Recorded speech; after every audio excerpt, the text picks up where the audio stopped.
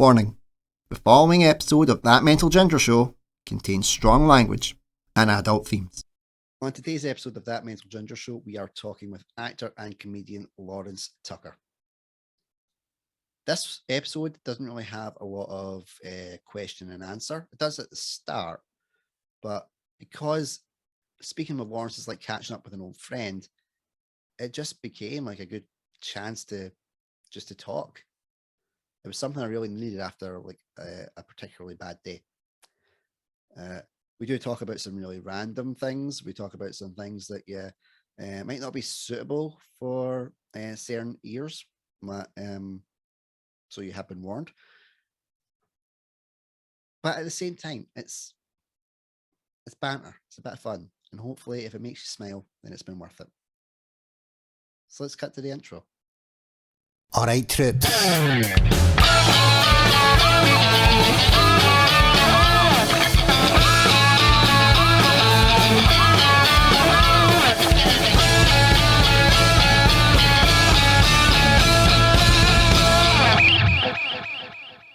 Lawrence, Scotland's answer to Noel Fielding. How are you, my friend? Oh, that's already big shoes to fill. I'm very well. So I do a Noel Fielding style non sequitur for you. Well, in fairness, it was one of the things that I thought about when I first met you, and whenever when I can get the words out, obviously, whenever like someone like says, "Oh, do you know what an actor? Do you know like an actor, comedian, or whatever?" It's like, and I say, "What if you want someone that's got the look and the personality, and the charisma of Noel Fielding? This is the guy you contact." Oh, well, that's I mean, I imagine this is a purely hypothetical conversation that you've gone through in your head. No one has ever asked for a Noel Fielding alike. Well, but, no one's asked, but I do just use the analogy to give them an idea of what of what this Noel Fielding Scotland guy is like. I think because I've seen some like never mind the background noise. That is just my computer deciding to go, oh, your thing that you were working on has finished. So now I'm going to make a noise. Well, it pops up from time to time. Everybody just goes, what's that noise? And now they know the illusion is broken. Yeah, behind the curtain. Yes. Up the wizard's sleeve. Well, that's a good segue because we're going to go up this particular wizard's sleeve of Lawrence Tucker. We're going to find out your origin story. Don't go up my wizard's sleeve. You can use that one for your next segment. One thing I like to find out, and a lot of the guests like to find out, is about my guest's origin story, because if there's one thing we all have in common, we all have an origins. So, Lawrence, for my faithful followers, please tell us your origin story. I was born in a test tube in a lab, trying to create the perfect irritant. And here I am today. I know what my parents just had me naturally. Well, that's pretty old school. That's kind of cool, I guess. Yeah. Well, they do say I'm adopted, so we just have to wait and see on that one. They say it was a buy one. Sorry. No, sorry. They just said it was buy one get one free at the hospital. With me and my brother, and I was like, right, who was the free one? The evil twin. Yeah. Well, in fairness, now that I've got twins, I can be like, right, which one's the evil twin? Well, that must be quite fun, actually. Yeah. In fairness, in a sort of very sinister way. In fairness, they're both evil. I could easily see them like for world domination in the next couple of years. So by the time they're 6, all right, okay, I am aiming for that. Like I have high goals for my children. And now they're YouTube stars as well. After me, just using their cuteness and exploiting it. That's what I do. Wow. I wish all the best to Vladimir Durning and his little sibling Adolf. So. Yep. Don't worry, I'm sure they'll change their names via Deadpool at some point. Right. So let's carry on with the story of Lawrence. Right. Yes, I'll do an actual origin story if you want to say. I was born and raised on the mean streets of Biggleswade in East Anglia, where I was happy and popular. Then I moved to Scotland when I was 6, and then all those things changed. So, you sort of move up to Scotland when you're a little mouthy English bastard and no one really sort of likes you. And you go through Scottish primary school phase of everyone uh, calling you not necessarily racial slurs, nationalistic slurs that you don't fully understand, and it builds confidence. I think everyone should be bullied. Yeah. Well, I was bullied on a bi-daily basis. I can vouch for that. And I didn't even have the excuse of being English. It was just ginger. Ah, well, they say that, and it's just as bad as being English. Pretty much. I was. Imagine an English ginger. Oh, I couldn't possibly. How bad would that be? Oh no, I just pictured Ed Sheeran. I'm being sick. Oh man. There is a young man, a ginger young man in Coatbridge, and he has a ginger afro. Now that kid's got balls. Ooh. I think at that point there was, once you've owned it, I think that it takes the sting out, doesn't it? There was like, obviously I went to school in the 90s, and the high school, there was tons and tons of these homophobic slurs being thrown around all the time. And there was just like this one kid who was openly gay, and he got none of them because he was like, yes, I'm gay, I own it, whatever, shut up, it's fine. Yeah. And no one touched him. This like little ginger kid, same thing. It's like, yeah, I'm ginger, I've got an afro. Fuck off. Yeah. It was the same with one of our friends. Like he was we all knew he was gay since like basically the first day we met him, but he never told us until like fourth year because he was so scared of what we would think. And we were like, dude, ever since you turned up at primary school with the bleach blonde hair that was spiked up like Guile from Street Fighter 2, we knew. Are you implying that there's a secret side to Guile as well? Yes, I think that any man that is that masculine and can be played by Jean-Claude Van Damme and still get away with it, there's got to be something. Would you say Van Damme got away with it? Yeah, I definitely say he got away with it. I think it's more of a cult classic now. I love that film, yeah. Well, it's brilliant. I mean, Van Damme in his pomp, Raul Julia in his last role that he done for his kids. Kylie Minogue's just there.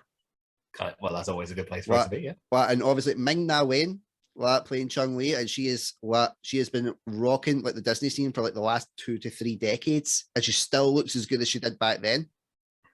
So Van Damme was off his fucking rocker on coke though the entire time, was he not? I think so, yeah. Well, I think you had to be. From what I've heard, the production team were not all that pleased with him being off his rocker on coke the whole time. Yeah. I mean, there's one line that I always remember from that Street Fighter film, and it's when it's like this empty like car is heading towards like a tent where like Zangief and all them are hiding out, and they're watching it on this monitor, and he goes, "Quick, change the channel." Yes, sir. Like that would stop it, and the guy just looks around him like, "What the?" And I just remember watching that, buckling, laughing, and I was like, "Why is no one else laughing?" It was because I was like 7 and a virgin, so. I should hope so. Yeah, it was when he was like afterwards. I'm like, "Why are you doing this?" He's like, "Because he paid me, man." Like, yes, that's the one I remember. It's like he goes, "You got paid." Yeah, that basically sums up an actor's career, doesn't it? And a comedian. So yeah. So what got you into comedy? Was it like a reflex for the bullying, or was it like something that was totally off your own back? Like enlightened. I'm not really sure, to be honest. I think that the when I say bullying, I mean it was sort of teasing, because I'm a vicious bastard in return, you know. So there was like that stuff going on, but people sort of knew that if you're gonna, you know, come for Lawrence, he's gonna come right back again. I think that I sort of frightened a lot of people off with just how utterly unpleasant I can actually be. Yes. But I think there was always that sort of quickness to me, and yeah, I think I know that all kids love comedy, but I was always my mom always tells stories about me asking. Sounds sort of like perhaps I might be on the spectrum, but always asking, instead of laughing at jokes, just going, "Why is that funny to her?" and trying to understand why it was humorous. And it might not have been a case that you were on it. It might have been a case that she was on it, and maybe thought, "Is there something up with me that I'm not getting this joke?" Parents do think that. She would tell a joke, and I would understand if it's funny, and I would just say I would want to know like the workings behind it, and I want her to sort of explain it to me so I could understand and replicate it and make people laugh. Yeah, it's like when my two boys like make a joke and they're laughing away at themselves, and I'm like, I thought, well, what are you laughing at, kids? Letting they tell me, and I'm like, all right, and in my head I'm going, what the fuck is funny about that? Well, and then I start thinking, Try telling that at a gong show, see what happens. Vladimir. yeah, I just think, is there something up with me? Like, is this some sort of like, is it part of their twin language? Because that's the thing. They have this twin language thing between them where Connor could talk the absolute biggest load of gibberish that no one can understand, and Kieran would be able to translate it like that. And I'm like, I just look at him and go, Kieran, translate. See, I had that, but I'm an only child, so I just had a very lonely existence. No one to translate for me. Well, I had an older brother who's 3 years older than me, so essentially it was like a lonely existence. Wow, yeah. Yeah. But more punching, I think. Yeah, a lot more punching. That gave as good as I got, apparently. Very good. Very good. So yeah, so the comedy. When was your first taste of it? Like of live comedy or of just like creating comedic content? Both. We'll start with the creation and then we'll move on to the live. All right. Well, I've, as long as I can remember, I was always writing film scripts and stuff that I wanted to like produce. And it was always really weird stuff. It's going straight into like this meta sort of weirdness. I remember about 2005, I wrote a film with my friends Danny and Gaius, of all people. That is a name and a half. Isn't it? That is brilliant. We wrote a film called Zombies in the Hood. And it was a sort of pastiche of those like horror, zone horror, channel horror. Is that like a films that were just... Is it like a Scottish version of Attack the Block? Except not really. Without aliens, it's zombies. Well, it was the idea was it's going to be so terrible that it would be funny. But we wanted to like take off these films that are you 3 a.m. On a Thursday night or something, and you're on zone horror, and it's like Attack of the Cannibals from Outer Space or Don't Go Near the Park or something. And we really love those films. Danny and I, the other writer, and we were only like 14 or something when we made it, but that's still better than I could do at 14, man. You haven't seen it. I still think there are funny bits in it, but I think watching it back now, I cringe more than I laugh. But I think that's everything that we do at 14. It doesn't matter if it's if it's something writing down, but at least it was something you guys created at that age. That's actually really, it's really mature. Like for a 14-year-old, like 14-year-old, I could barely figure out which hand to wank with. Trick is if you use both at that age, then you can become an ambidextrous wanker all through life. It's brilliant. Yeah, I think that was my nickname, the ambidextrous wanker. Oh, well, is that not from Oliver Twist?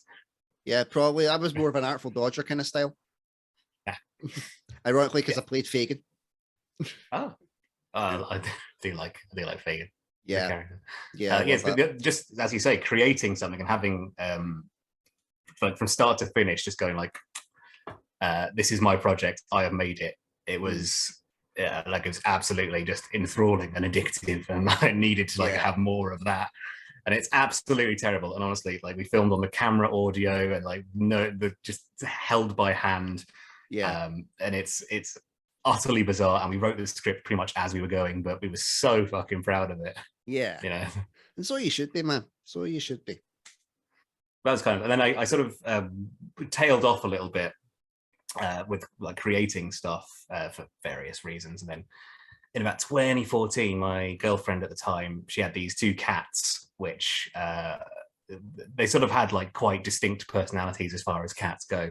And we started doing like these little voices for them, pretending they were talking. And then that sort of spiraled out into creating these actual like 1.5 hour long audio plays based on the characters that these cats were, which are up online. If anyone is interested in them, I can provide a link. But we can exchange cat adaptations, because I've done when I did my parody album, I did a parody of the Kinks song Lola, but it was to Rita, my cat. Oh, I did not know you had done a parody album. I would like to hear that. I have done 2 actually. One to raise money for children's theatre group, children with additional sports needs, and one for a mental health charity, Brothers in Arms. So yeah, I did 2 of them, and it all stemmed from like just like hearing a couple of songs, and and then I heard the Kinks one, and I just started humming, but the Rita, and I'm like, oh, I've got an idea. Writing down, scribbling it down. But yeah, people seem to like it, especially cat owners. Yeah, that's it, isn't it? Yeah, I've shown people this. It's the Faintly Ridiculous Adventures of Sukai Ziggy Stardust is the name of the project, because the cats. She had Bengal, and the kennel club name, the pedigree name, not the kennel club, that's dogs, was Sukayad and Yosh, Destiny's Pride, Ziggy Stardust. She was like this very regal sort of posh character that was actually, because she's a cat, she's scum, But she doesn't understand that. She was like, but I'm a Bengal after all, She's like eating her own shit out of the litter box. Oh man, that sounds absolutely amazing. So that's up online. That is up online. It's on, I think it's Anchor. It's on at the moment. I can find a link for it. Well, Anchor FM. Yes.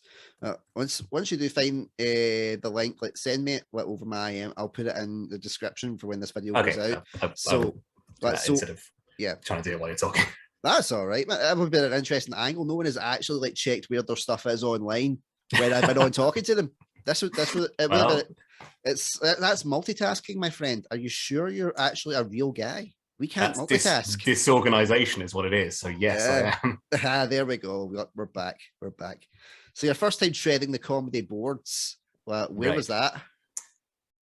Well, technically, I want to say it was the Glee Club, right?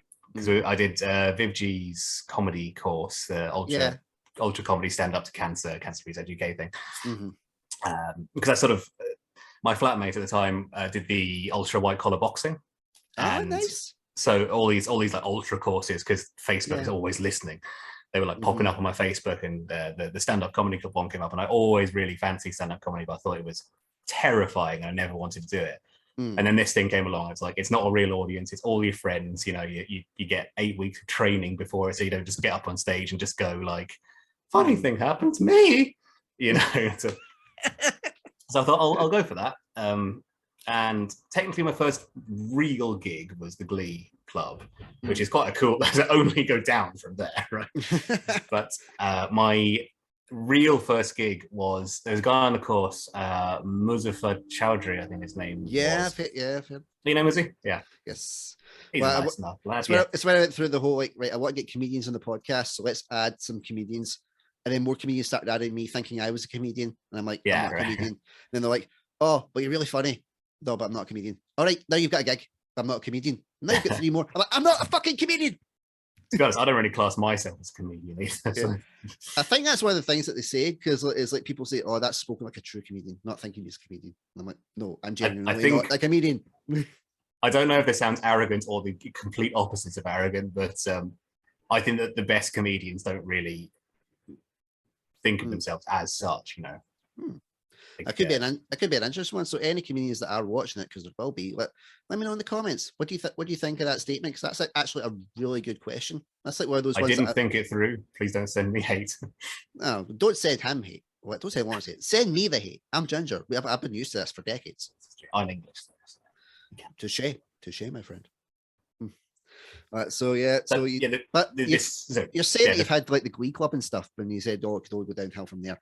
But you've had some pretty good gigs lined up. You treaded the boards stand, my friend. Yes, I'm now on their radar, a man of interest, or person of interest, because we're doing a double act. Yes. So tell us how Bentos. Is the Freya Bentos. Oh, nice. It's a good name, and I'm annoyed I didn't come up with it. It's a really good name. Well, and I've seen obviously what little bits. I saw some of the little kind of bits that you shared online, seen some of the photos, and I was like, this is what just looks bonkers, but in a good way. Pretty intense is what it is. I know. I was like, and that was the thing I wanted to really get you on to ask. How did that concept come about? So the concept of the magician character that I do. Yeah. So it's essentially Peter Powers, but on speed. Some of it is coming from Peter Powers, yes. So the character's name is Magic Mike, which is the name that he's had since the 70s, and is really annoyed and just refuses to give the name up to Channing Tatum.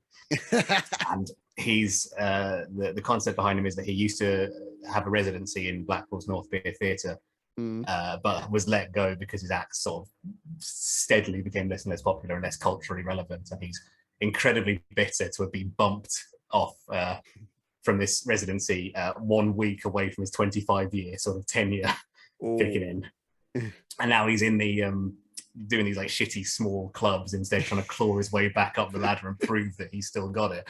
But everything goes wrong, and like his assistants left him, his wife's left him. You know, he's kind of got nothing left. The only thing he's really got is enough money to scrape together to hire Donna, who is who Freya plays, and it's Donna is essentially like a sort of mid-class escort stroke prostitute. He's hired to be his glamorous assistant, but she's really grotty and really like just the gritty sort of East End Glaswegian sort of like fucking wet sort of thing. You know? And Mike's desperately trying to get her to join in with the glamour, but she just fucking won't. Yeah. So to return to your question about where it came from, it actually came. The inspiration's quite dark.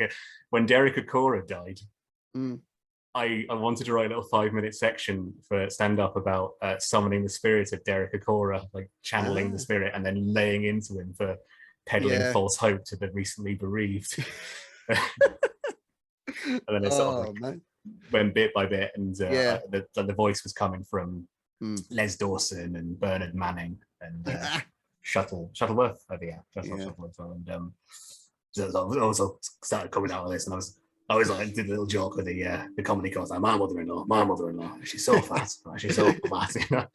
Oh so man, because the concept of parody psychic has been done a few times with Clinton Baptiste and Shirley Ghostman is my favorite. Yeah, but I thought they were quite camp, and I thought just like a proper working man's comic stroke magician. Yeah, the Working Men's Club from the 70s, like pals with Jim Davidson and all that, just going up on stage and trying to win them over. Yeah, it's catastrophically wrong. Yeah, it's kind of like a magician version of Phoenix Nights, the kind of way that you've worked it. Because like the guy that should be the Working Men's Club, so it thinks all Clubland will never die. This is what will always be around forever kind of deal. Well, it's really fascinating, and one of the things that I love about you that is that you've came up with like a character. I mean, I know like quite a lot of comedians like they go on kind of as themselves, but it's just like a heightened version. You know, like you just turn the dial up a wee bit, and that's the person you get. Or depending on your style, you turn the dial down as well, and you're just like, oh fuck, life is shit. True, yeah. Well, I mean, whereas you've crafted a character, like you've essentially done like all the acting background, you've done your research, you've done what your motivation is, you've done the backstory. Like it's something really unique, and it's understandable why you're on the radar, my friend. Well, thank you very much. That's kind of always been my thing. It's like I don't really. That's why I don't say I'm a comedian, is because I don't really tell jokes. You know, it's always been that kind of character work has been where my interest has lied, which is like the cat thing from earlier was a really helpful tool of like developing characters with someone and going, it'd be really funny if Kai really loved the Daily Mail, for example, and like making that like a character trait. But the other one is like not, is sort of like the woke cat, the sort of like the moggy, you know, and how the interplay works together. So character development has always been something I felt I'm very strong at, and I think it's a lot I would have loved it to do that. Please tell me, does the woke cat try and go vegan? It hasn't yet, no. That's an angle you have to explore, like the woke cat trying to go vegan. Well, and then our cat being like, but pardon me? Well, I think the joy of it is for me that they both have these sort of airs about them. Like Sukai is like obviously very posh and like perhaps slightly racist, you know, and Obi, the other cat, is very like salt of the earth and like really plays into that. But at their core, they are just like these absolutely base animals who will sacrifice their principles just to get a bit of extra ham or something.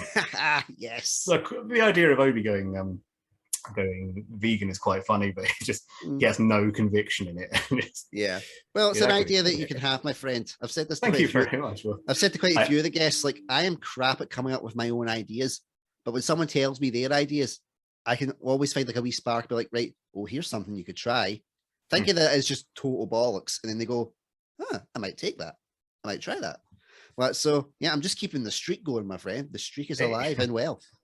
But I haven't made one of these Sakai and Obi things in, I think, about 5 years. But I have been really fancying, because it's just such a big project to get into, because you do all the voice acting and everything, and you also do all the the Foley work for the audio background and everything. It just you just get really lost in it, and I really like that. Yeah, and you are very good at the technical side of things, my friend. Like you're very into your, like, the lighting, the sound, the camera work. Like you've got a good eye for it. What was that kind of just through doing the cat shorts, or was there something else that had that sparked that particular interest in you? Talk me through it. Well, the technical stuff, it's kind of always been as a means to an end. Like I've had an idea in my head of what I want to make, and I've got terrible self-esteem, so I'll make something, or I'll try and make something, and I'll go, that is shit, and I would like to know how to do it better. So I'll go off and research and try and figure out how to do it. And that's pretty much where it comes from. It's because it's not like I desperately want to be a great cameraman, or I desperately want to have my own audio yeah, like your own kind of audio visual kind of thing. Yeah, I don't necessarily want to go down that path. That is a great way to sort of make money on the side, because Comet doesn't pay anything. But burned. It's simply because I know what I want to make, and I kind of am aware of what I need to know and what I need to learn to make these things happen. Yeah, it's always good though, because it means like you're not having to essentially get the begging bowl out to be like, right, who could do this, what, and what's the price and all that kind of thing. Like you can just go, well, I've got my gear here, I have my idea, let's get to work. I love that you've said, what's the price? That's not a question that anyone asks. Everyone assumes, but it's just pointing a microphone at someone. You'll do it for free, won't you? Yeah. You'll make a film for 20 quid, that's fine. Yeah. And that's why that's the difference between someone who is just trying to do it off their own back, or someone who's been in the industry even just a little bit. Like I would always hate that when obviously the thing that we did together we'll touch on later, but when we were talking at that point, I was like, it's why I always like to offer somebody, even if it's just £1.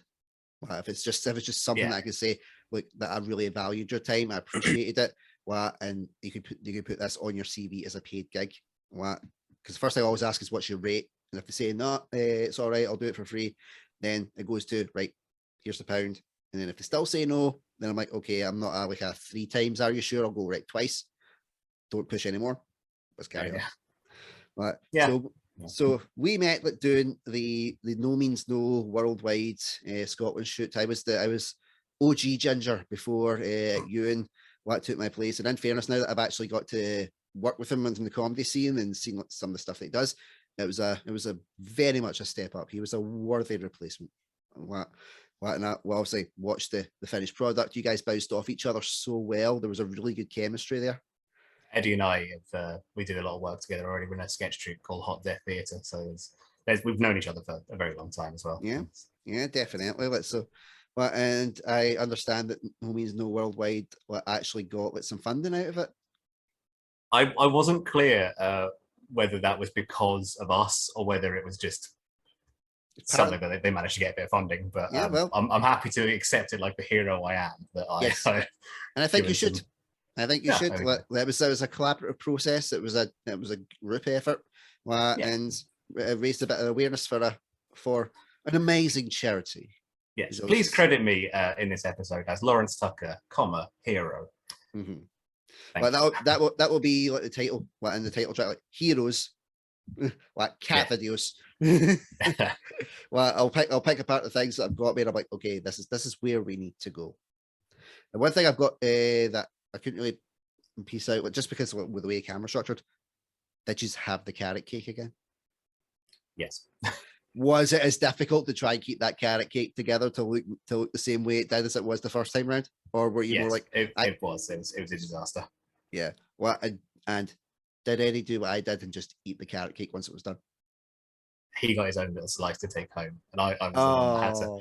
I could not enjoy my carrot cake because I had to like scoop it out with my big fucking hands and smear it all over my face. Oh no, man! Which then didn't even get used in the final edit. So thank you for that.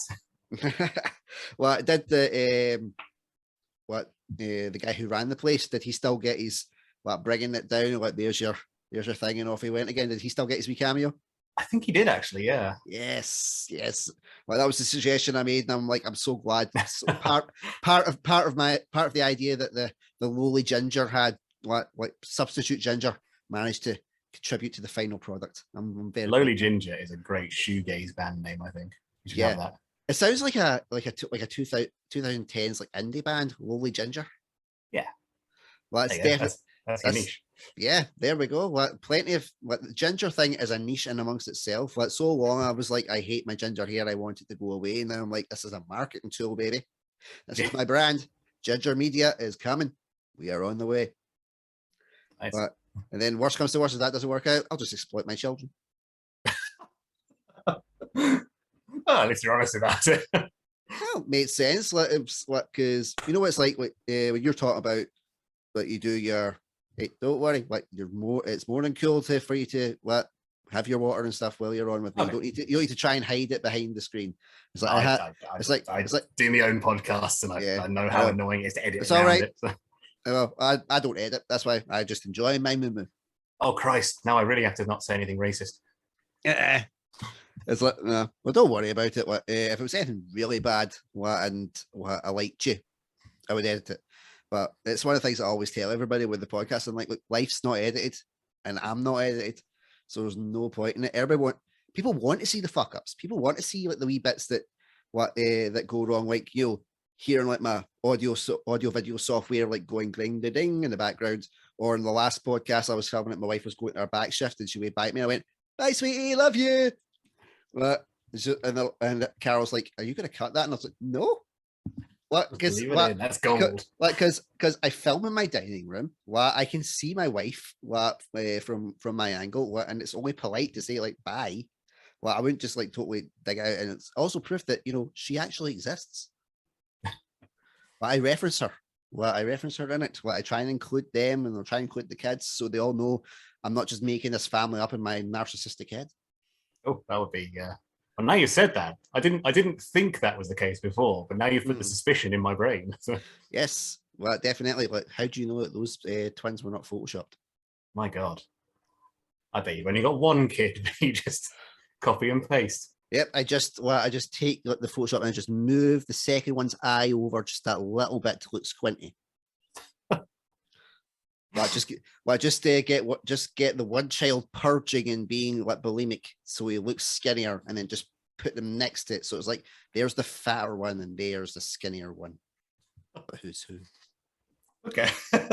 This is literally the worst parenting advice I could give anybody. Yeah, it's pretty bad. It is. It's horrible. I'm a horrible human being. I freely admit it. I don't deny it. But I do love my kids more than anything. They do exist.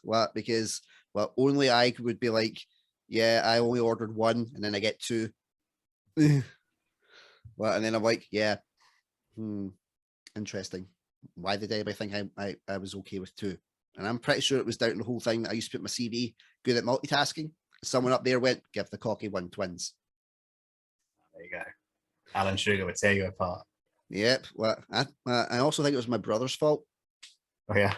Well, not that he knocked her up or anything. Just clarifying that one.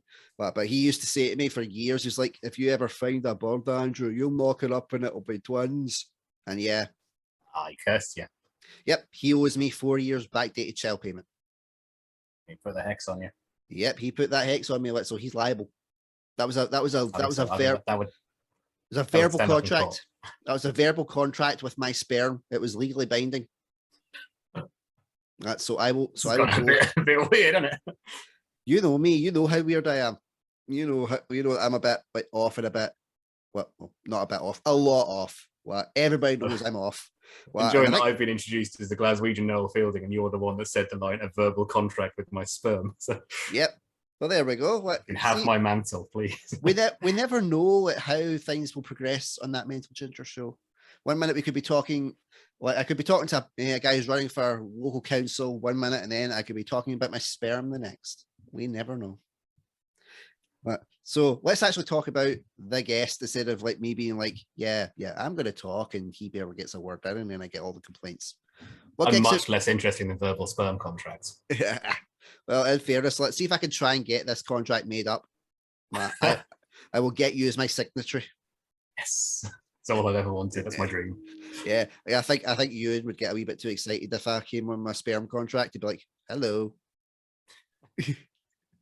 I'm only kidding. Like Ewan is going to be coming on the podcast at some point, so yeah, I might. Yeah. So I might enlighten them about that and go, "Yeah, I was talking about a sperm contract." What? He'll be delighted, I'm sure. Yeah.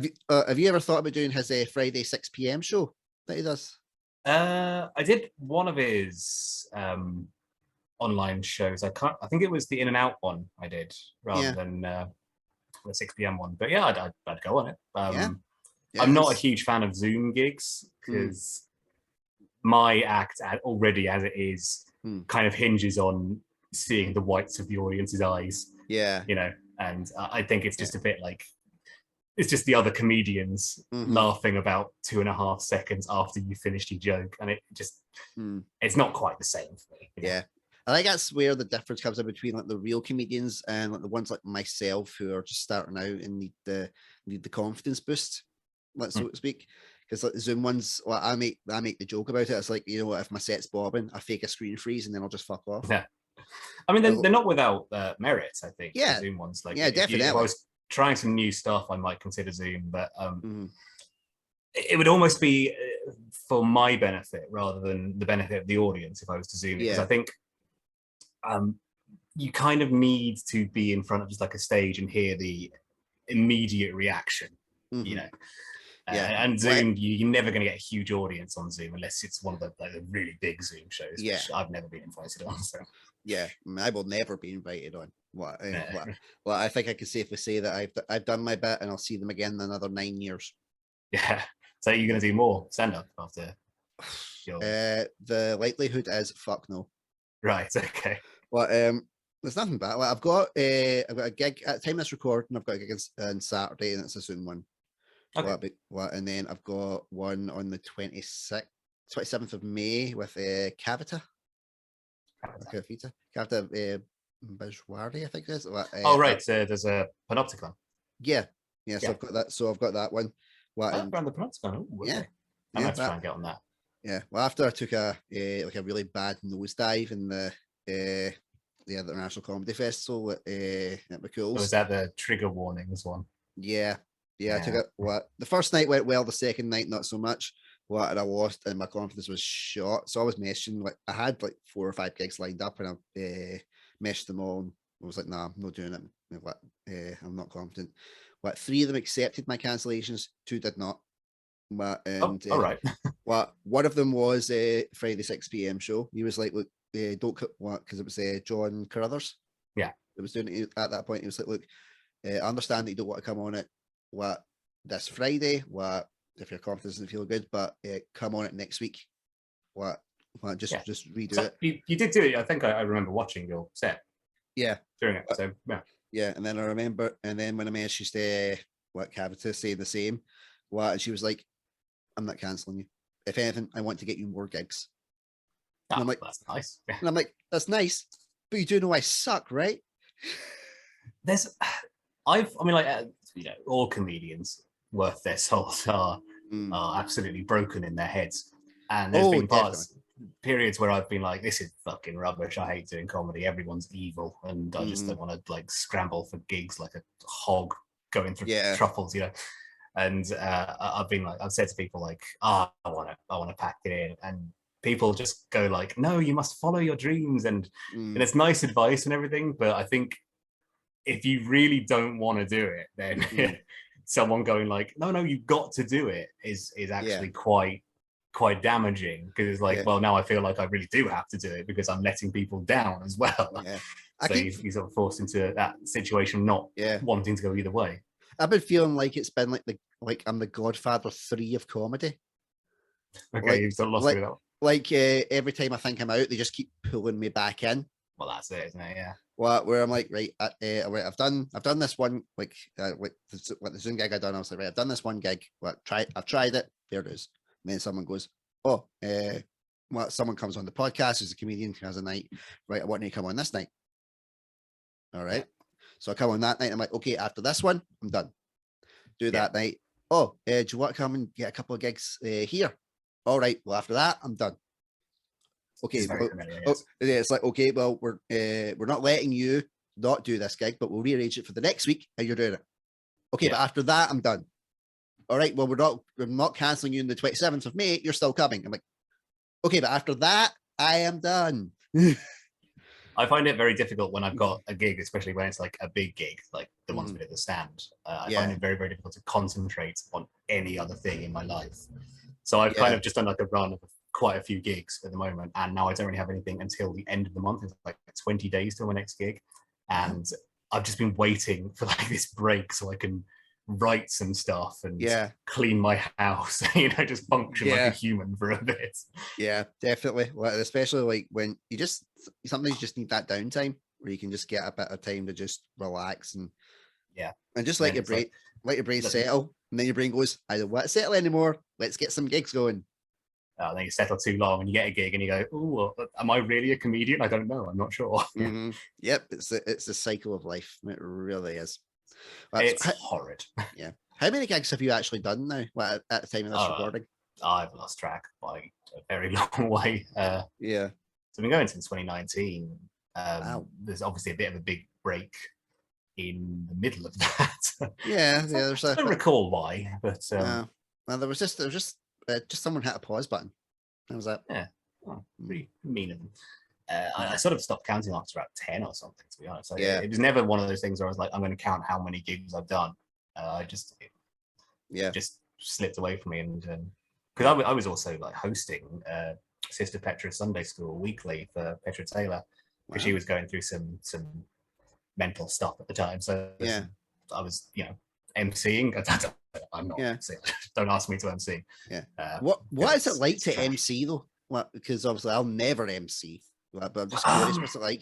Do you know what? I think actually you might be quite a good MC. But it's essentially just transferring the skills of this podcast and being able to like communicate with people, get them sort of hyped up, and thank you. You think I'm a good podcast host? Thank you.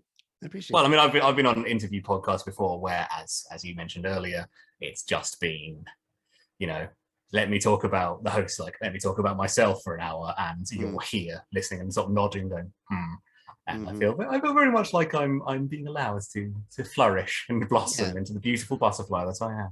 Yes, well, you definitely are. Well, I don't call just anybody the Noel Fielding of Scottish comedy. That would be weird, wouldn't it? Yeah, it would be if I just walked up to someone randomly and said that, and they'd be like, "That's the weirdest chat-up line I've ever had." It's like if I walked up to my wife when I first met her and said that, she would be like, "Okay, this isn't going anywhere." Well. But first at that point, Noel Fielding and say, I think on the street, you're like the Noel Fielding of comedy. Yeah, and he just goes, I'm just on the Bake Off now. Tangerine, a rainbow bicycle. I just remember watching him in the IT crowd. Well, that was the first time I got exposed to the Noel Fielding saga, and I was like, this is very intriguing yet scary. Then I realized that was just his style, intriguing yet scary. That's very much what I aim for as well, I suppose. I was always like I mean, it's pretty clear to anyone watching that I was a big fucking Mighty Bush head back when I was a teenager. Yeah, it was something that I tried to get into, Mighty Bush. I don't know if maybe it just slipped, just passed me by. But maybe I just missed the boat on it, because it was like everybody went through in the 90s, like the big Twin Peaks craze. Right, yeah. Like the big Twin Peaks is a cultural phenomenon. It's Twin Peaks. You've got to watch Twin Peaks if you study anything to do with the arts. It has to be Twin Peaks. Well, so I sat and watched Twin Peaks. Well, I got 2 episodes in, and then I was out. I was done. I was like, it's not landing for me. Well, at some points it feels like a daytime soap opera. At some points it feels like a detective drama. At some points it feels like I don't know what the hell it's meant to be. Yeah. And that's nothing against the actors that were in it. Like Kyle MacLachlan is a brilliant actor, but it just didn't sit. And I was like, I think I missed the boat, and I have to accept that I missed the boat. Yeah, I mean, there are certain things like that. I think are powered quite strongly by nostalgia as well. Like my big shameful secret is that I've never really seen Star Wars in my life. The worst thing is I've seen the prequels, and that's it. So I tell Well, that to people, and they're just sick in their hats in front of me. in fairness, now the sequels have been, the prequels have got a lot more love. Well, and Oh, especially really? if, Okay. yeah, and especially if you watch the Clone Wars as well, the Clone Wars series, which fills out a lot of the gaps in between episode 2 and 3. Right. But Okay. So I it kind really of helps. my point was that I watched these when I was quite young, and I never watched the main ones. My parents were never like, oh, you Yeah, have to watch this; it's seminal. And now yeah, I kind of think Star Wars is really, really shit. So I think it's yes. power. It's taken through. I think a lot of people like nostalgia has powered through the Star Wars thing, and that's the you grow up and it's like your dad loves Star Wars and all your brothers and all your friends love Star Wars, and it makes you feel sort of warm and safe and cozy. And I never felt warm and safe and cozy. So What about Star Trek? I don't mind Star Trek. It was never something. My mom was really big into Star Trek, but Oh, nice. uh, it was never something I was like made to watch with her or asked to watch or anything. It's Yeah. more like Buffy the Vampire Slayer. Was Yes, the yes. big thing I got sucked into when I was younger. Did you like Angel? I did like Angel actually. Yeah, I hadn't actually seen all the way through of Angel. Yeah. Until last year, I managed to like Yeah. sit down and I'm going to finish this off, and it's all right. Yeah, this is quite good. Yeah, well, because I was a Buffy fan and an Angel fan. I gravitated more to Angel because it was it was a bit grittier, it was a bit darker. Yeah, because I was in that kind of teenage stage when Angel and that came on. Yeah, me too, Well, and then when it got cancelled and it ended the way it did, I was like, mother beep beep beep beep beep, going off about it. And it turns out there is like a graphic novel. I've read that now as well. Yeah. Yes. What did you make of it? It was fine. It's something that like you could understand like why the graphic novel would have suited it, because the things that he wanted to do in it, he couldn't have necessarily got away with in a TV budget. Like, I assume we're allowed to spoil it, given that it's like a decade and a half since it finished. Right? Well, see if it's what if people didn't know. I would have. It's hard to. It's actually quite hard to find them now. Well, I just downloaded it illegally. Well, yeah, it's a good plan.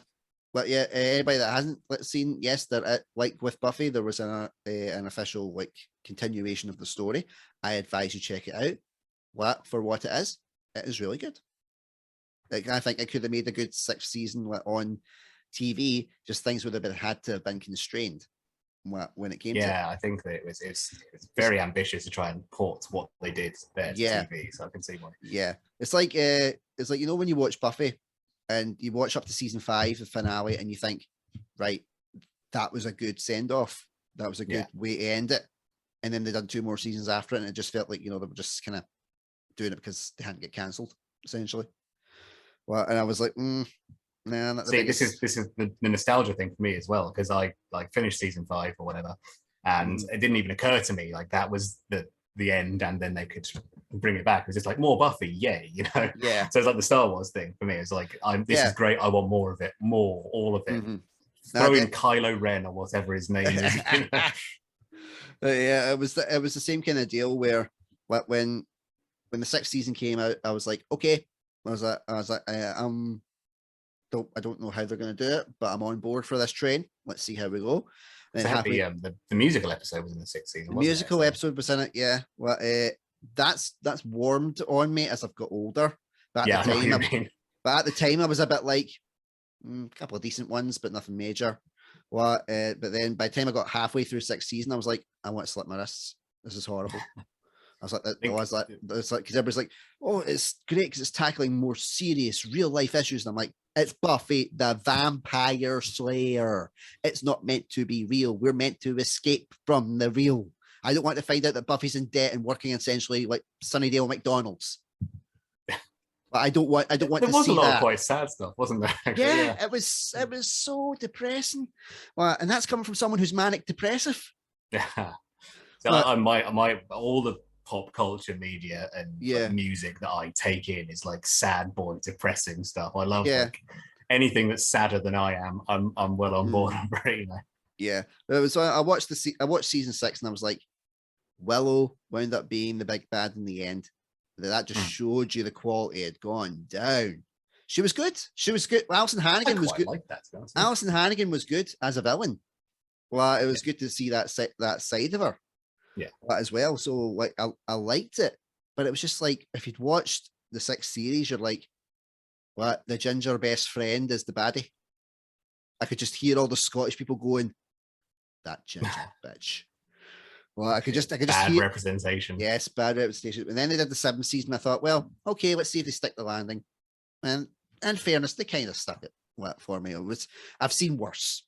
I remember the 7th season just being like there's lots and lots of threads going through it, and it was quite difficult to keep track of where everything was. Yeah. I never hated someone with my own namesake of Andrew in my entire life until I watched season 7 of Buffy the Vampire Slayer. Oh, I loved Andrew. It's like at first, well, it was season 6 that I thought this guy's an absolute arse. And then when he was in the 7th season, I was like, oh, I just want him to go away. But I can understand why he's there. Well, I really like the character. But then it's very funny. But then you see him in the 5th series at Angel. And he's good in that as well. And that was where I was like, dude, I like the development here. I was like, where has this been? Well, is that when he's coming back and he's trying to be all suave, like I'm a watcher now? It's like the first time he comes back, he double crosses Angel because he wants to get that the crazy vampire slayer. And he's like, look, I've got an army of vampire slayers here, Angel. None of them have ever dated you. So he's like, I quit with Buffy, and he went, where do you think my orders came from? And I was like, oh, he just got the burn. So I thought I was impressed with that. And then when having Angel and Spike go to Rome because Buffy's shagging this immortal guy. That was a weird episode. Yeah. But Andrew was in it, and you think that he's just like being, his normal nerdy self. And then right at the end, he comes out in the suit, and he's like, people change, you should try it sometime. And the 2 Italian women turn up on his arm, and off he goes like he's going to like this big movie premiere or something. He's like, see you later, guys.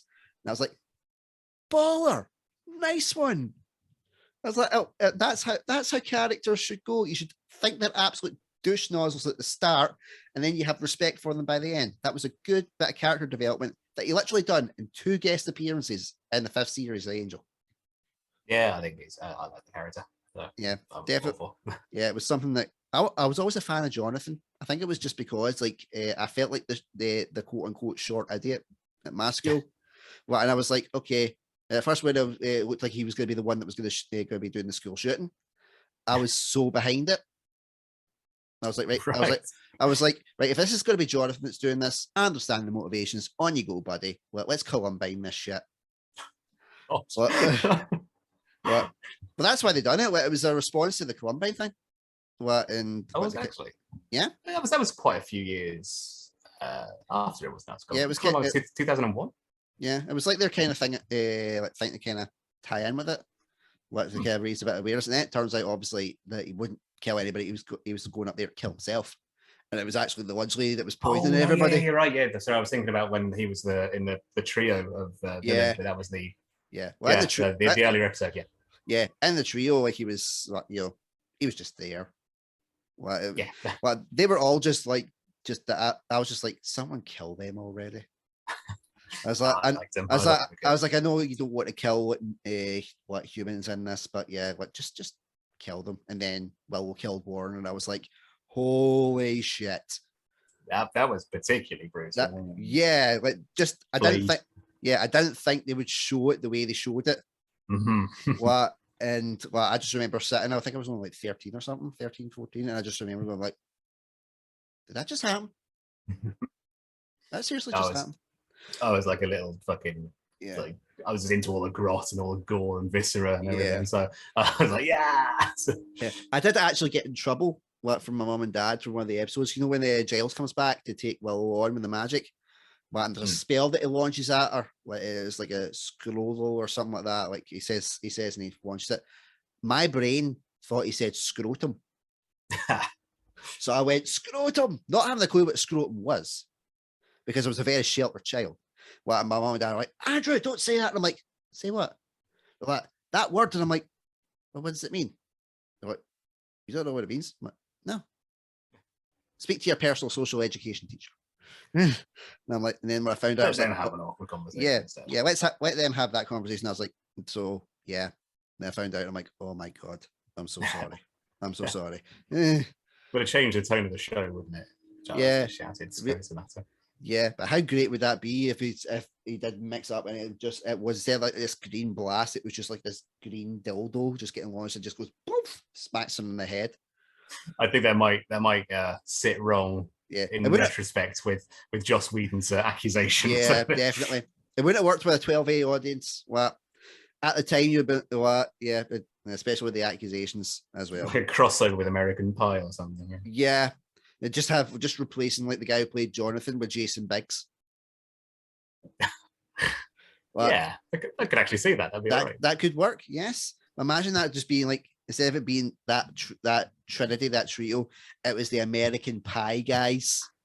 Oh god, I don't want Chris Klein in anything I watch. Yeah, I'm just more thinking of Stifler. How gross would those plans be?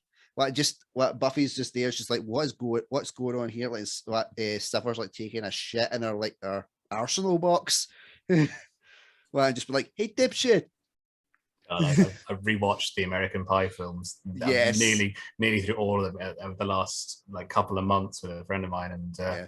Did you watch Did you watch those like Bandcamp and all that? Yeah, we're still watching those ones, and honestly, it's one of the worst experiences of my life. Oh. I loved American Pie 1 and 2 growing up. Like, yeah. I think I wore the DVD out. Mm-hmm. I watched it so much, and like watching it back, like, I don't know, 20 years later, and I'm just like, oh my god, this is appalling. Like, I knew it'd be bad, but my god, is it awful? Yeah, it was one of those ones. I remember watching it. Like, I was thinking it was only like 8 or 10 or something, watching the first one and howling, laughing.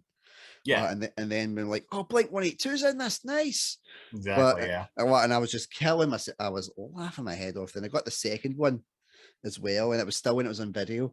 And they had like this whole, it was like you can text this number to find out Stifler's guide to picking up chicks. And of course, being that age, of course you're doing that, and you're getting basically just getting the lines quoted from the film. And I'm like, motherfucker, you totally got me with this one. And then you watch the wedding, and I was like, where's Oz? Interesting. So bad. Well, and then so I watched that, and I was like, well, it rounds off the trilogy. And then when I heard there was a fourth, I'm like, for nostalgia's sake, I've got to go. I've got to go see it. There's like 9 now, isn't there? 9. Yeah. The one came out like last year or something.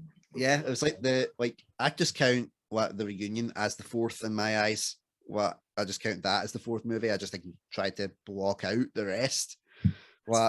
So having now watched them, honestly, some of the weakest, fucking weirdest things I've ever seen. When Stifler's little brother is one of the main roles in it, you're like, oh god, just no. Well, it's like all of the spin-off ones feature a different Stifler now as the main character. So that thing you hate is just like 6 more films of that. Oh my god. Oh no. If you want to see a truly bizarre piece of filmmaking, American Pie Beta House is I was watching it and we sort of took turns falling asleep during it. Nice. And we sort of came back in and we're like, why has he got a gun full of horse cum? You know? Why are they having a bra unfastening contest to see who gets to keep the beta? What's going on? And I was so confused. I sort of rewound through it and watched bits of it again, and it doesn't make it any fucking clearer. All the character motivation is just like, it comes from nowhere just to push characters into this one scene that they want to do, where they'll play Russian roulette with horse cum or something. My god! And the whole fucking film is based pushing that forward, that one scene. That's ridiculous.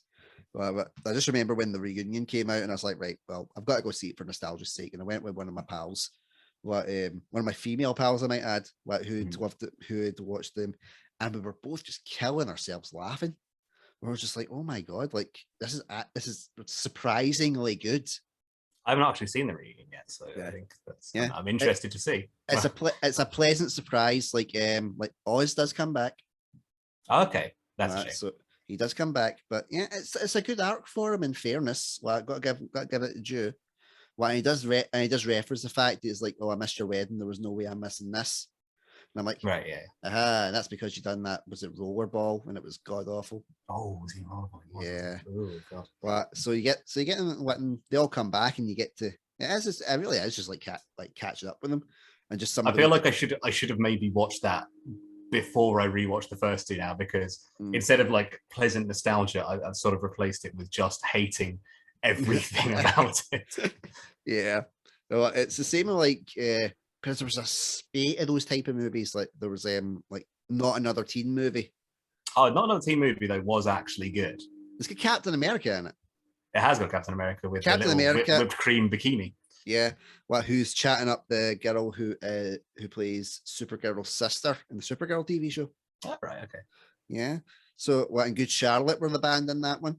Yeah, but that was a that was parody of those other sort of stupid films, and I think they managed to do it really well. In fact, I love that film so much that I thought like they brought out another one parodying sort of rom-coms, which is another like little. It's not a guilty pleasure. I enjoy a rom-com.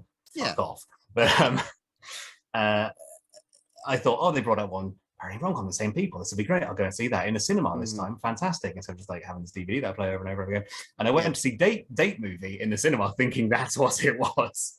And it wasn't. It was just like the epic movie, the disaster movie, scary movie 3 and 4 and 5 and all that shit. And I was just blown away by how shit. Alison Hannigan in that, not in a good role. Yeah, not the most positive of acting experiences for Alison Hannigan there. Yeah. No, I can imagine not. I don't know many stories about it. I've made a point.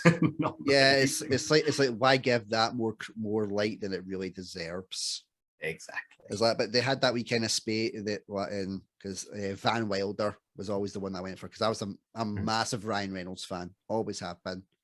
And like said it was something with him, and I'm like, okay, I gotta check this out. And I like the premise as well. Someone that just doesn't want to graduate. Yeah. Just wants to stay in college. And I was like, interesting, because we all want to get out of there. So I think if it was any other actor other than Ryan Reynolds, I don't think it would have worked as well. Because it kind of showed that, he could carry a film like that. I was like, I like this. I like this film. Also, he does have a way about him, doesn't he? Yeah. And the guy who played Taj, oh my God. I can't remember watching the first time I watched it when he said the great art of muff diving and Ryan Reynolds spits out his milk. And I just buckle. I was like, what? And then just like as he's doing the whole take it to the car wash and Ryan Reynolds is just sitting like not believing what he's seeing. And I was just seeing that one facial expression set me off again when I was trying to recover from laughing. I'm like, and again, it involves like, dog semen being put into cream cakes. That's a weird trend, wasn't it? A weird trope from mid-2000s gross out teen cinema is like, what different types of cum can we make people eat on the screen? It's like how can we incorporate this animal semen into some sort of baked good? And you were like, intriguing. I never thought of that. Well, I'll admit it's not something that did ever cross my mind. It's not something that ever crossed your mind until you watch something like that, and then you go, what else could they use? What else could they use? What about some kind of snake or mongoose cum? Yeah. It's like, would it just look like the same as its skin? Snake. I don't think they produce semen in the same way. Yeah. It would be very interesting. I might need to ask my friend. He owns a snake. I'll need to ask him. That's how you get yourself put on some kind of register asking questions like that. You got to watch out. Anybody watches this episode, I'm going on the register. They were like, okay, it's taken a turn, hasn't it? Yeah. Like if I had to go with all the things that have been the highlights of the thing that we've talked about, I would legitimately have to put in semen, because we have talked about my sperm contract. We've talked about Russian roulette with horse semen. We've talked about dog semen. We've talked about is there such a thing as snake semen? My God, Mum, Dad, I'm so sorry if you're watching this episode. But seriously, Lawrence is a great guy. Focus on him and not how badly that you think you failed as parents. If my mum and dad are watching, they already know what I'm like. Yeah. I think Lawrence talking about dog cum again. Yeah. I think my mum and dad now got the answer of who was the get one free in the adoption. We've majorly overshot time, but I don't care because it's been such a laugh. Talking just really has because there's some interviews I've not had one yet, touch wood, but there are some where You don't feel like you're getting anywhere. You feel like you're getting your head smacking off a brick wall, and you're like, oh God, just get me out of here. What this is killing me. I have not experienced that yet. What, thankfully. But there's ones that you do want to keep talking because you just feel like you're just hanging out with a pal. And that's that's what it's felt like. We've had good banter, we've had good laugh. Well, I'll probably get a lawsuit from several like SSPCA charities about semen. But yeah, what are they going to take? I would settle out of court for them. I wouldn't contest. Yeah, would depend how much they were wanting. Because I have no money. any amount they can take off me, and I'll go into debt not to go into court to defend my right to talk about putting dog cum in cream cakes. Yeah, definitely. Why can't we talk about horse Russian roulette semen? And they're like, what? It's bloody the snowflake brigade. That's it. So much for the tolerant left. God. Those woke vegan agenda people. Well, yeah, it's always fun. But now and the irony is, like, I've been talking about all this semen while I've been drinking, like, full fat milk, which is basically cow semen. It's not basically cow semen in the slightest. I think you've drastically misunderstood. Well, my wife grew up on a dairy farm. Okay, well, I'm wrong then. I apologize for mansplaining cow semen to you. Yeah, it's all right. It's all right. Well, even Alison agrees with you on that one, but I'm like, it's just something not right about it. It is a bit weird. There's that classic thought thing of like, who was the first person to just yank on a cow's tit and go, I'm going to drink what comes out of that? Yeah, I just go with it. It's actually really nice. It's not bad. I think there's a market here for this, as long as we don't tell them where it came from. Well, and then you also wonder, how did they find out that it was good for like your bones and stuff like that? Like, do you think like someone like went through like a whole like year of not breaking a bone and they went, it's that white stuff? Of course, though, humans also produce milk, so I suppose there is parallels. Of course. Like, yeah. And in fairness, like, it's good for little ones as well. Because when the boys were premature, they had to get basically had to get like emergency breast milk because they were 10 weeks premature and in incubators and stuff. And we were all kind of worried about what was going to happen to them. And because Alison wasn't as far along that she was kind of naturally producing as much as she could, and more pressure was getting put on her, she wasn't be able to do it. So they actually had like a bank where women had donated this milk because it's good for their immune system. It's something called colostrum. It's good for their immune system, helps build them up and stuff like that. So after that, I was like, I will never make another women boob joke again because you literally like kept my kids alive. So thank you to every boob donor. I really appreciate and love you all. Good job, boob donors. Yep. Well, and I never even knew that it was a thing. I was like, you know what? See if my tits could produce milk, it would be disgusting. It'd be soured. Yep, it'd be like the Robert De Niro Meet the Parents. I have nipples, Greg. Could you milk me? That's what it would be like. And on that lovely note, I'll ask you the last question that I ask all of my guests. If you could give one piece of advice to anyone struggling with mental health issues at this point in time, what would that piece of advice be and why? Oh, God. I'm the wrong person to ask. I'm the one that needs the fucking advice. In fairness, man, like every guest says that. Every guest says I'm the wrong person to ask, but the people that give you the advice, like the doctors and stuff like that, it's essentially the cookie cutter advice. It's seek professional help, like get your pills or do exercise, whatever. That's your basic kind of checklist. But the guys that need the help and the guys who go through it are the everyday guys. That's who you want to hear from. Someone who's been to the bottom and found his way back to the top. Don't know if I'd say I'm at the top, but I suppose it's just like, for me, it's sort of finding things to focus on that I enjoy. I enjoy sort of progression in my life, so I like things moving forward. I don't like things stagnating. So it's finding ways for myself to busy myself and engaging in projects, or like this comedy thing seems to be going okay at the moment, so that's nice. Yeah. And just like always like taking a step forward with something. You know, even if it's not necessarily mental health, it's other things that will, you know, in Yeah. their own way, influence the mental health part and make it feel less like an important thing. That's why it's actually really bad advice. Just don't focus on it. Do other stuff. No, that's what he said in there. What there was a real golden nugget in there of good advice. Well, and it was, you know, don't look back, always look forward. Yeah. So I think like that's you can get into like a pit of like not doing things and not progressing, and you just feel worse and worse and worse and worse. So yeah, it's like have something to look forward to. Have a plan. What? Yeah. Have a gig to do. Have a project lined up. What projects help me immensely. So yeah, you did have what good advice in there, man. What don't hooray, look at me go. Yeah. Don't look back, just look forward. 4 years of philosophy training well spent. Hey, definitely. What and I didn't get any of that, and I just somehow landed in a podcast where people went, I'll watch this occasionally. Oh, that's more than my podcast gets. So yeah, there you go. Yeah, right. So so we can give you a chance to sell your wares on this place. I'm all about promoting anybody that comes on. Where can we find your stuff? Where can we find your podcast? Where can we find your all your the socially thingies that I really don't know about? Sell, my friend. Sell. Right. Well, you can have a look at our sketch work at Hot Death Theatre on Facebook, and I think we're on Instagram as well as Hot Death Theatre, but there's not much on there. I'm really bad at Instagram.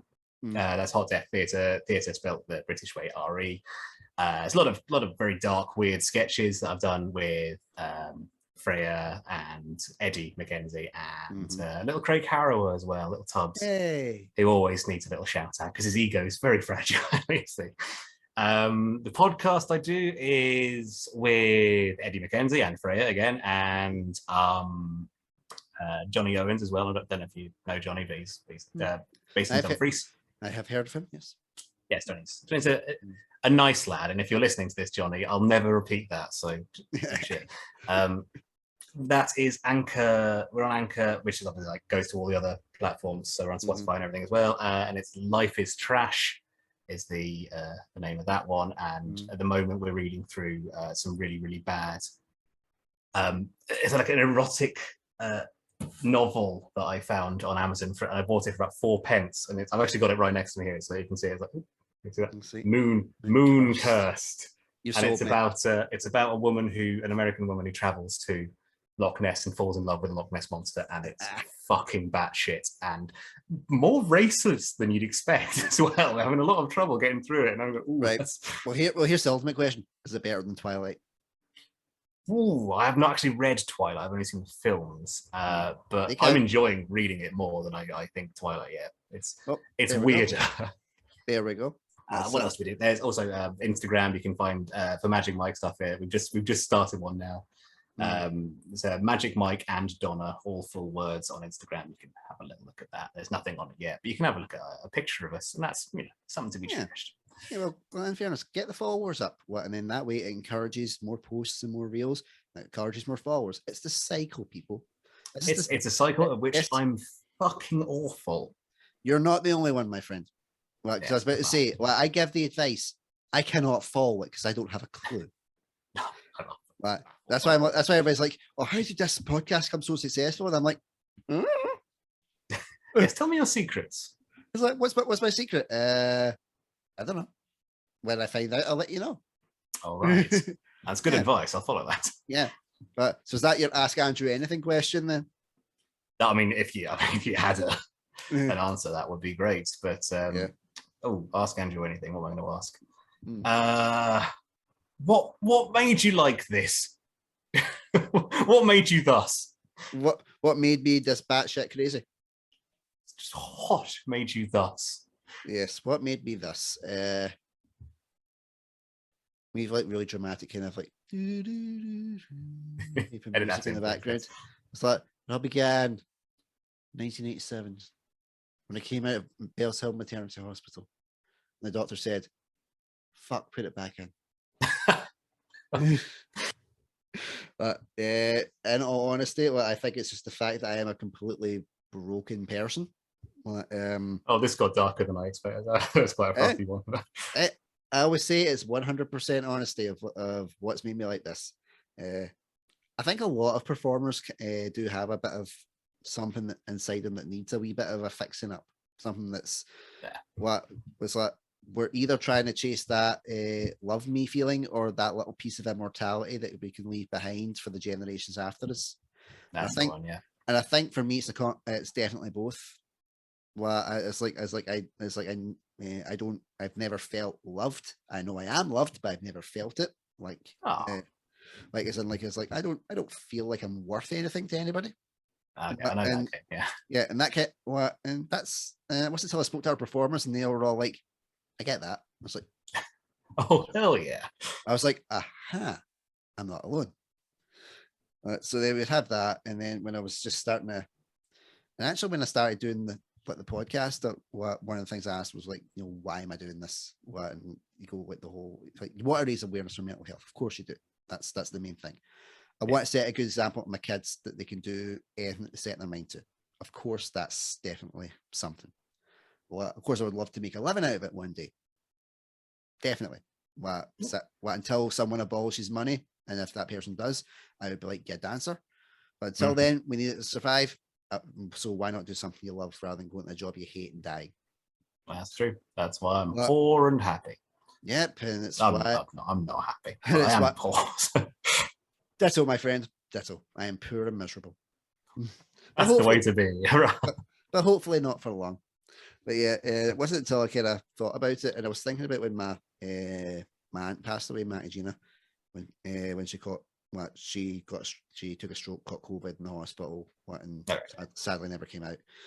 And that was all the kind of stuff that led on to what I'm doing. Yeah. And the thing that I really miss is I miss hearing her voice. I missed whenever I pick up the phone, she would have this whole kind of Mrs. Doubtfire hello, when she answered the phone, and it was always and it's the only thing that I remember about her voice, and that breaks my heart because I don't have like any kind of. I wanted to get her on like some sort of like interview type thing, so I could find out her stories and find out more about her, and it breaks my heart because I'm like, I'll never get that chance to. Yeah. Whereas, if God forbid something happened to me while the boys were still young, touch wood, Wood's the best. If something did happen and they're like, I didn't really know my dad, what was it like? At least Alison could be like, right, there's a playlist, knock yourself out. Probably skip the one about horse count. They would probably watch it and go, oh, so that's why he's not here anymore. Right. He lost the game of Russian roulette. Yeah. It's like either lost the game of Russian roulette or the social finally caught up with him. Yeah, I'm only kidding. The social already caught up with me. I think that's probably what's made me thus, just a combination of like low self-esteem, broken dreams, and just wanting to try and somehow leave a little legacy. Well, if not just for me, then for anybody that's coming after me. Oh, well, that was a much more in-depth answer than I expected. So yeah. Well, it was a nice like question where we could expand on the answers, and I was like, oh, sometimes I do get a bit philosophical every now and then. Well, perhaps I'm a good podcaster. Who knows? Yes, I think so. You are a very approachable person. Like when we first met, for anybody must try harder to change that. Yeah. Well, like when we first met, like for anybody that won't know, like there's a height difference between Lawrence and I. Lawrence is considerably taller, and for somebody that's shorter, like in stature, like myself, that can be quite intimidating because you think he's going to kill me. I was thinking it. Yeah, yeah. I got it when you went. That's right. This is a robbery. Yeah, I did say that. And I was like, the first time you said it, because I wasn't expecting. I'm like, is he serious? Is he actually going to kill me now? But yeah, but like a cakey fork poking at you. Yeah, just like die with this plastic fork. But yeah, so the point I was trying to make was that you were very approachable, especially for someone who had not done any acting in a very long time. You made me feel at ease, feel like I could kind of be myself and do a bit more with it. So I personally want to say thank you for making me feel better about myself. Okay, I'm really happy to hear that. That's great. Yeah. See, playing nuggets that you can use for this is to go. There's like, right, I'm going to promote this to all these people. Ignore the stuff about semen. And There's a lot of nice bits in as well. Is that focus on this little bit at the end where he gives me the compliments, but stop just before he says the word semen. I imagine we'll end it with other semen bits. So yeah, probably stop listening now. But people will have lasted this long. What they will have had an absolutely brilliant time because God knows I have. Likewise. I did not have a good day mental health wise today. I was struggling a little bit, and yeah, a couple of things have helped brighten my mood, but this is definitely brightened my mood. Thank you so much for coming on. I really appreciate it. Very welcome. I enjoyed it a lot. Yes, well, I wish you well in everything that you do. I will do my usual Facebook stalking, or as they call it, market research. I will keep track of you, my friends. I always like seeing your posts. They make me smile. Yeah, well, I must try harder to change that. Until next time, my faithful followers, I've been Andrew Durning. This has been Lawrence Tucker. He is the comedian, actor, Scottish no fielding extraordinaire. Please check out his socials. Please check out his podcasts. When I get the links, they will go into the description below. If you don't check them out, I might need to talk about semen again. I'll kill you with a plastic fork. There we go. We have the first threat of physical violence on that Metal Ginger show. I knew I'd do something. We got there, my friend. It only took me like 60 odd episodes, but we got there. We did it. We're number one. Yep, we got there. So until next time, take care. Stay safe. Bye-bye.